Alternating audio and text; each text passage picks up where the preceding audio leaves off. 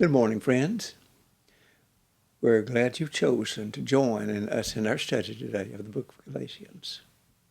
A wonderful book that was designed to help first century Christians, and it will help Christians in every century until the Lord comes again. It is a book that shows that we are not under the works of the law, not bound by the law, that we have been given a new law that sets us free from the bondage of sin and gives to us a genuine hope of heaven, eternal things.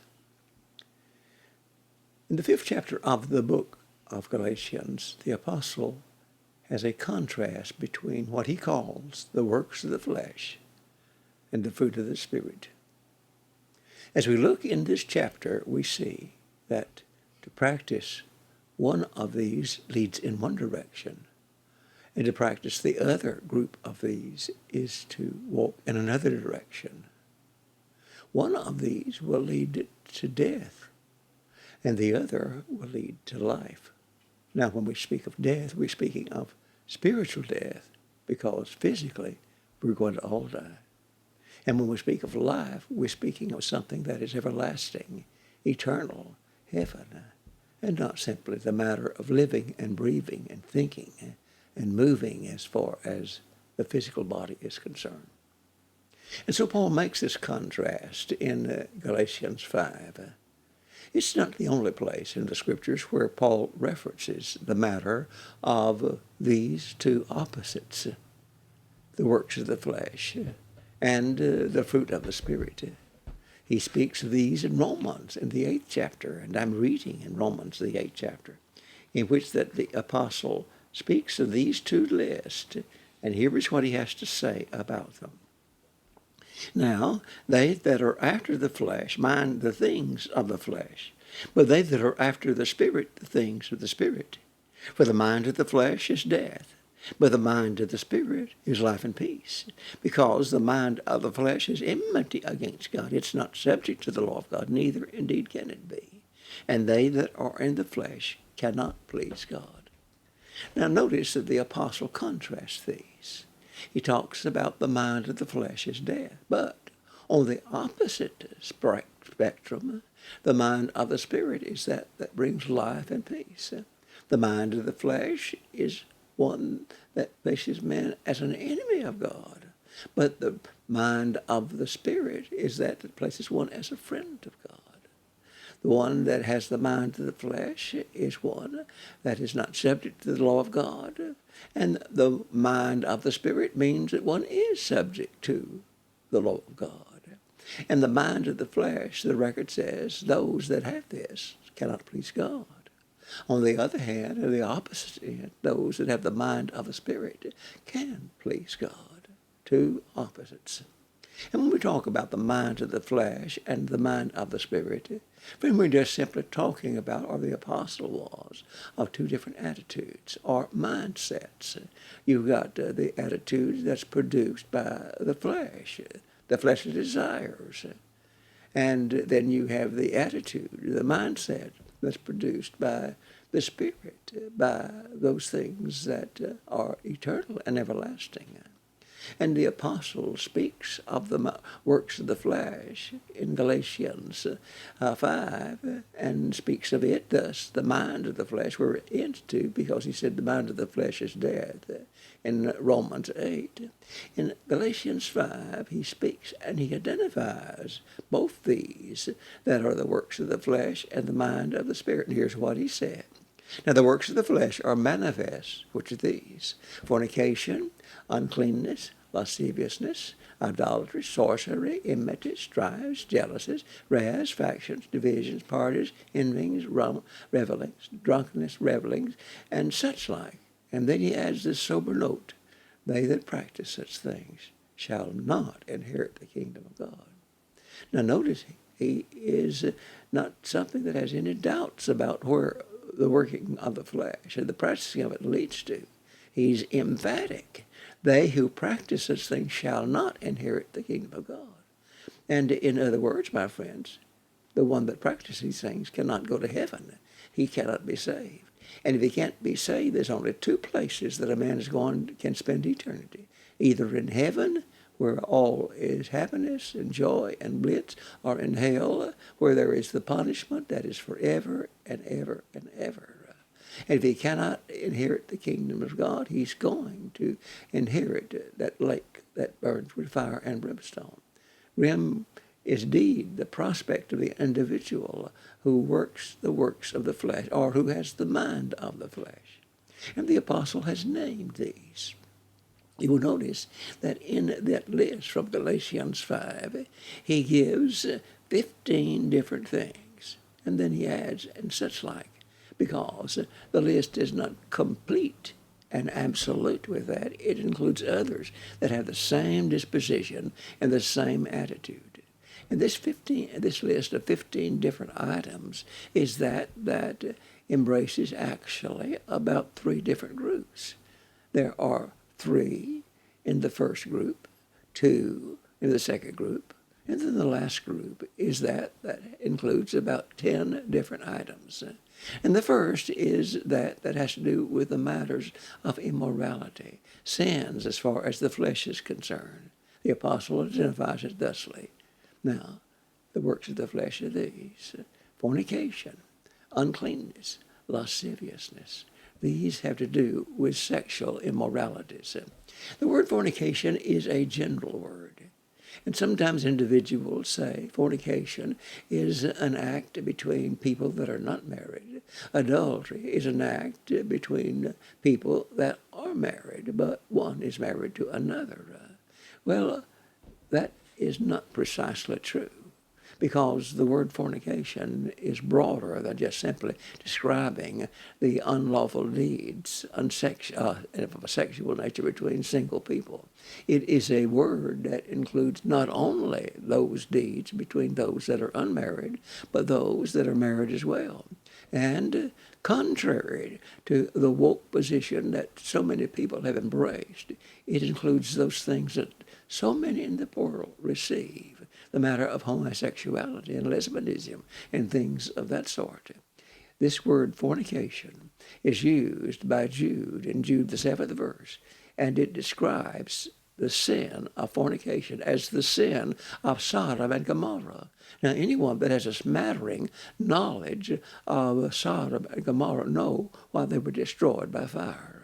And the Lord calls the prominent and the dominant sin in Sodom and Gomorrah fornication.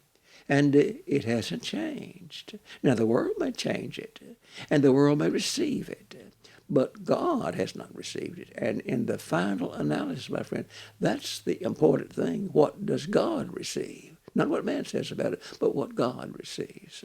And so fornication, it's that involves all measures of sins that have to do with the matter of sexual relationships.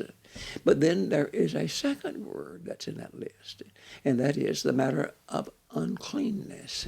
Uncleanness is not just that I've got dirt on my hands and need to wash my hands before I eat. Uncleanness has to do with that uncleanness as far as the flesh, the body, and the things that we do as far as the flesh is concerned. It involves those things that have to do with gestures that are those that are ones that stir one's mind. It is that has to do with the matter of things that have matters of jokes that have a double meaning in which we laugh about.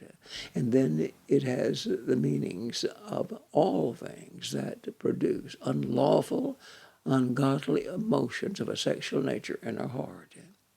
And so he says that fornication, uncleanness, and then lasciviousness.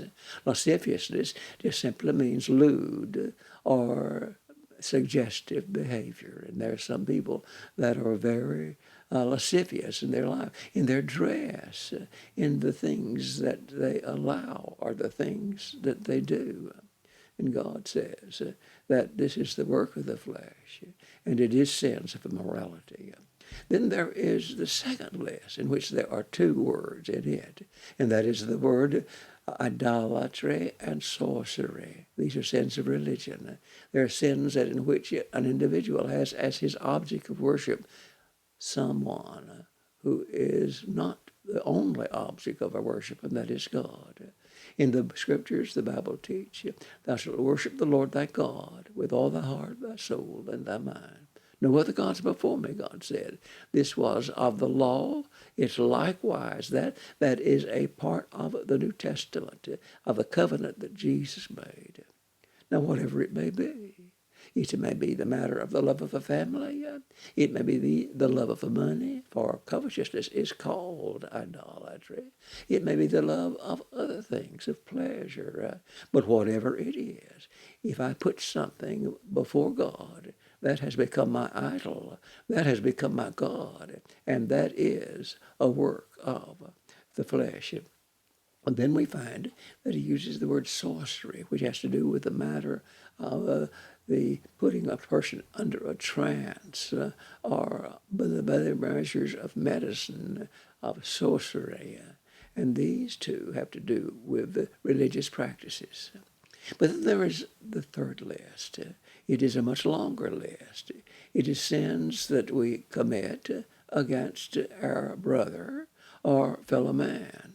It is the reason in this list of those things that produce the violence, the crime, the hatred, the malice, all of the evil acts that man does against mankind.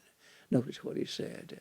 Enmities, strife, jealousies, wraths, factions, divisions, parties, envyings, drunkenness, revelings, and such like. Yes, drunkenness is there, and it is a work of the flesh. And yes, revelings is there, and that is the loud, boisterous behavior of those who may not be dog drunk, as individuals say, but he is one that is so happy because he's half drunk. And so by his loud and boisterous behavior, God calls that reveling. And God said that is a work of the flesh. And so these three different positions, sins against the body, fleshly, sexual relationships, and the matters of religious wrongs, and then the sins against our neighbors, against our brethren, and against ourselves. Paul does not make anything, he doesn't use a powder puff to cover over these deeds. He speaks of these, he names them, itemizes them, and then emphatically he said, they who practice such things shall not inherit the kingdom of God. I would advise, my friends, that you turn to Galatians, the 5th chapter, that you memorize verses 19 through 21, so that not that you might practice them, but that you might avoid them, that you might know what they are, and that they are not a part of anything that you do or you say or you involve your mind in. Because as we look, Paul speaks and names one of them of idolatry, and he says, flee idolatry. And if he would say, flee one of them, I am certain that he would say, flee all of these 15 that he lists. But there is another list that the apostle gives, and it is that leads in an opposite direction. There are 9 of these as well. And the fruit of the Spirit is love, joy, peace, long-suffering, kindness, goodness, faithfulness, meekness. And then the apostle says, against such there is no law. There are 9 of these. And that will be the discussion of our next lesson. We hope you'll join us, and we hope that God will bless your way today and make a day good and good in his sight.